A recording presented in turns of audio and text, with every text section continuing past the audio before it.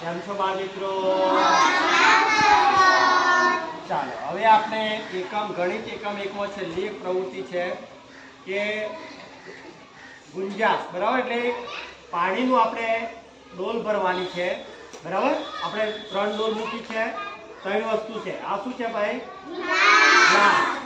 પછી આ જગ નથી પણ આપણે બોટલ જગના રૂપમાં છે, અને આ વાટકો.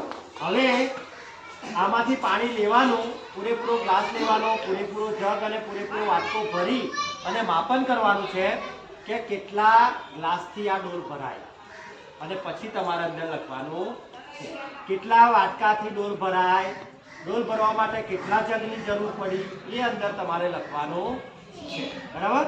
પછી હવે તમારે ભરાય પછી તમારે ગણતા જવાનું સાથે સાથે, અને પછી લખવાનું છે ગણીને, બરાબર? એટલે આપણને સાચો અંદાજ આવે કે વાટકા ભરવા, ડોલ ભરવા માટે આટલા વાટકા જરૂર પડી, આટલા જગ પાણીની જરૂર પડી, અને આટલા ગ્લાસની જરૂર પડી. હવે આપણે શરૂ કરીએ તમારા. ચાલો વેદાંશ કુમાર, ગ્લાસથી હવે તમે ડોલ ભરો. ચાલો શરૂ કરો.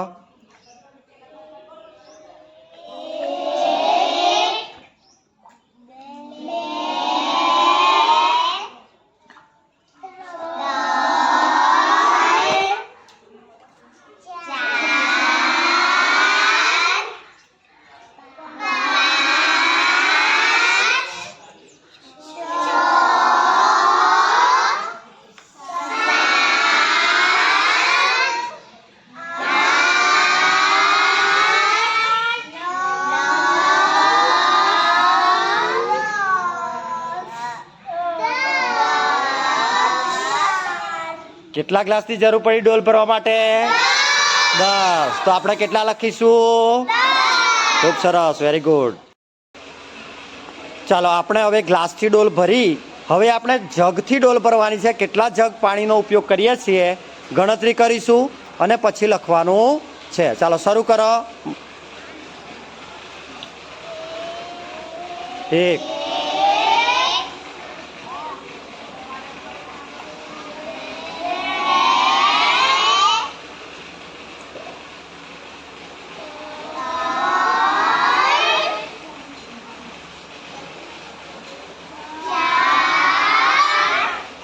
ચાલો જગ ડોલ ભરવા માટે કેટલા જગ ઉપયોગ કરવો પડ્યો?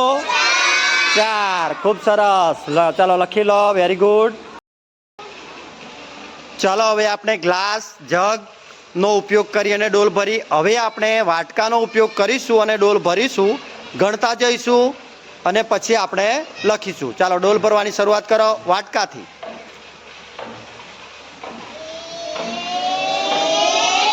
નીચેના ડોર આવવા દેવાનું.